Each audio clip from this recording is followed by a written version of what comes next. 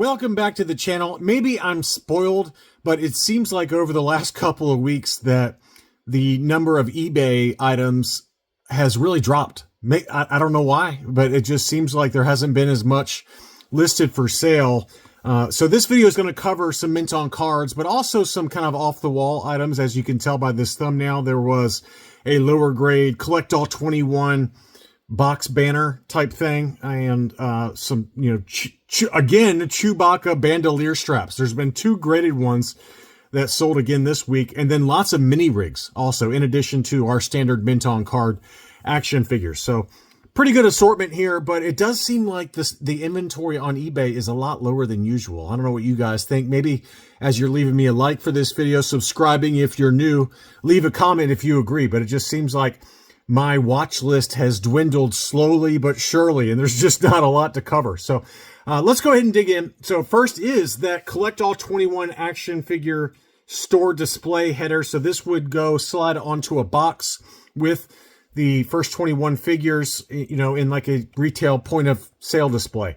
This was only an AFA 40, so it wasn't a high grade example, but it still sold for $13.75. Love the box art on this. Really awesome to see all first 21 figures, including Boba Fett. I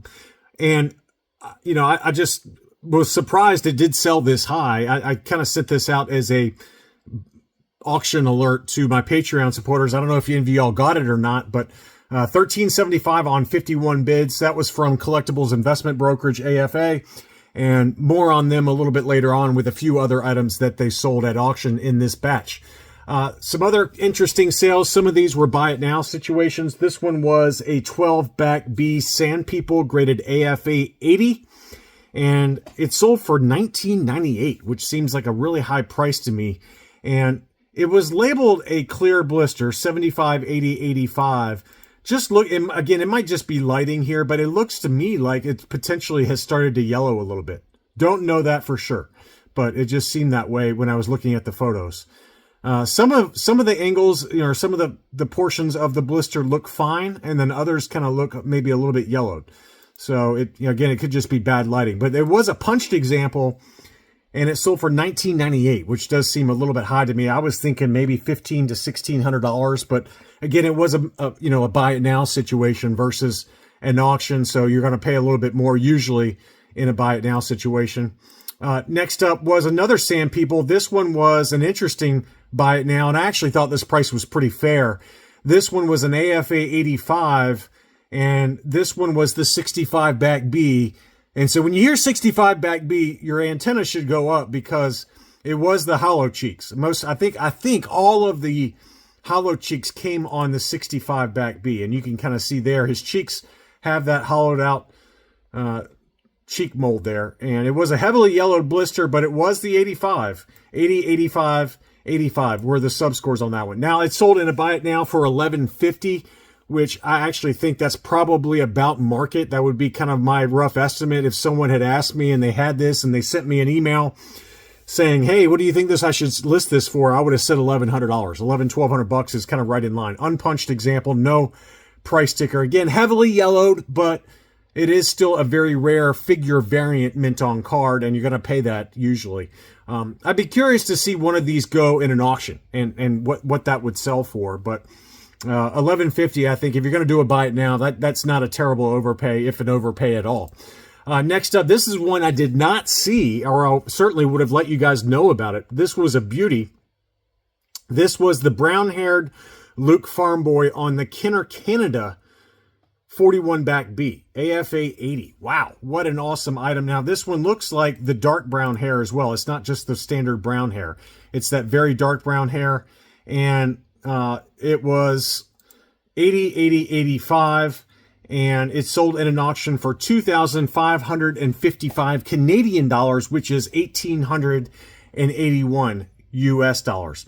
We've seen a couple of examples of the US 41 back with the dark brown haired Luke sell, for lower grade examples. I think we've seen maybe as low as $1,100-$1,200. That we're talking like AFA 60s, I think. Again, I'm going on memory, so don't quote me on these prices, but I feel like there was an AFA 50 or 60 that sold recently for a fairly low price. And but this is the Canada version as well, which, you know, that's tougher to find.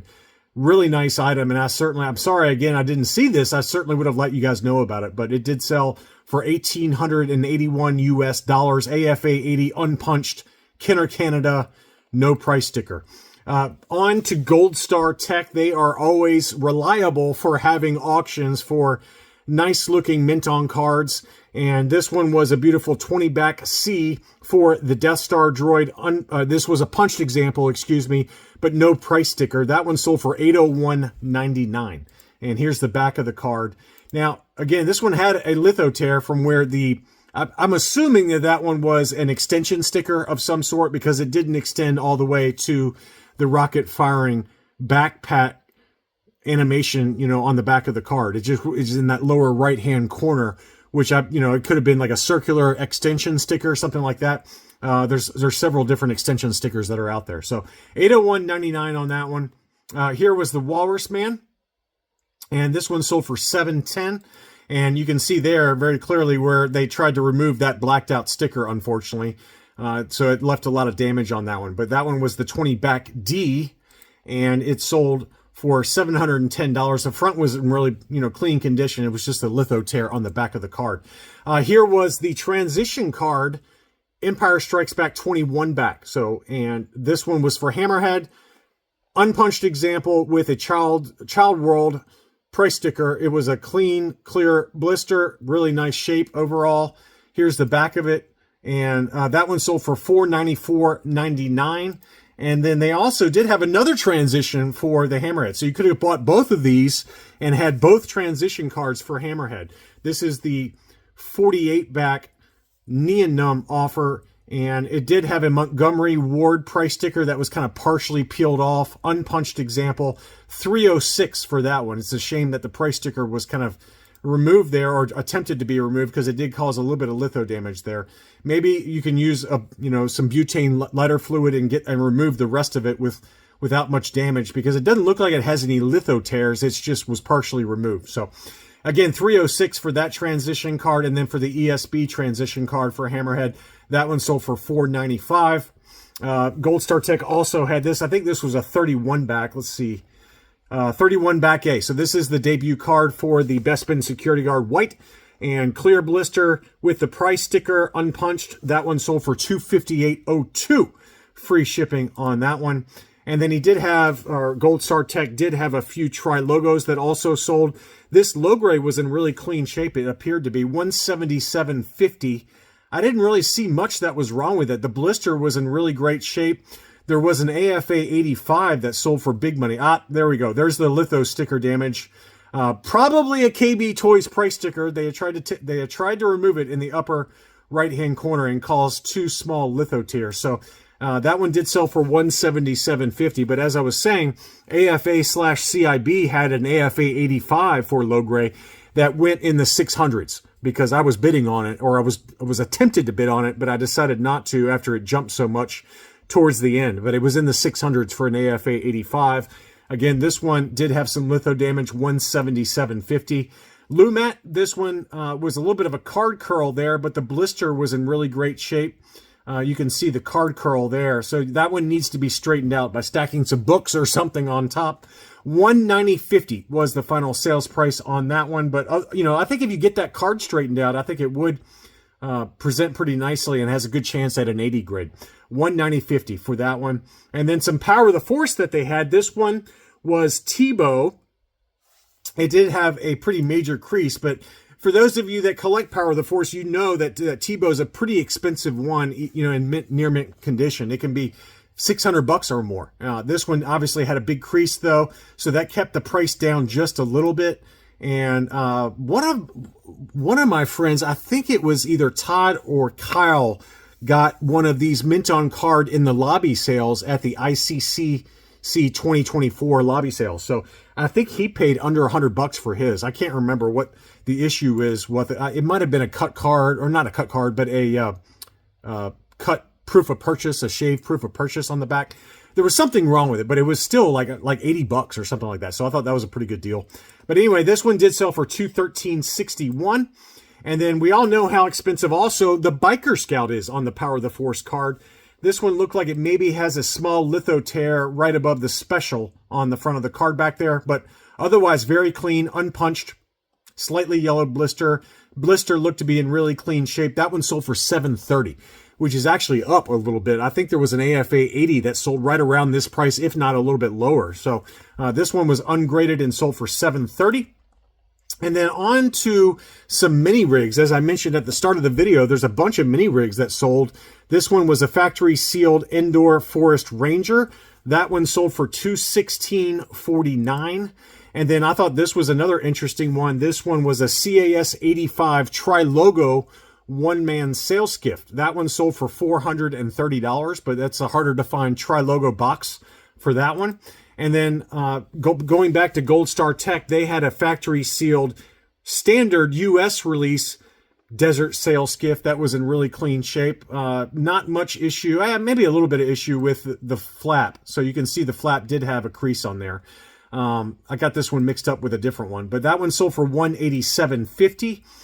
Back to the other seller, I didn't put these in order. This one was a CAS 90 for the Return of the Jedi Vehicle Maintenance Energizer. That one sold for $314.78.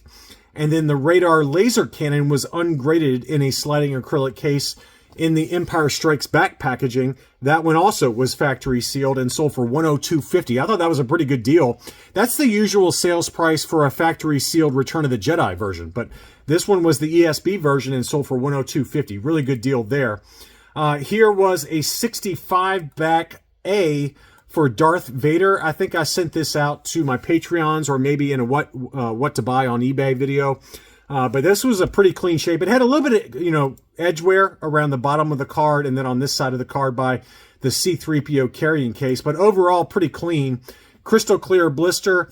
Punched example with a Montgomery Ward price sticker. That one sold for $400. Next up, I've got two different Chewbacca bandolier straps. And what's interesting is the factory sealed one in a similar grade sold for less than what the qualifying grade sold for. So this one was a factory sealed Chewbacca bandolier strap, AFA 80. That one sold for $217.50.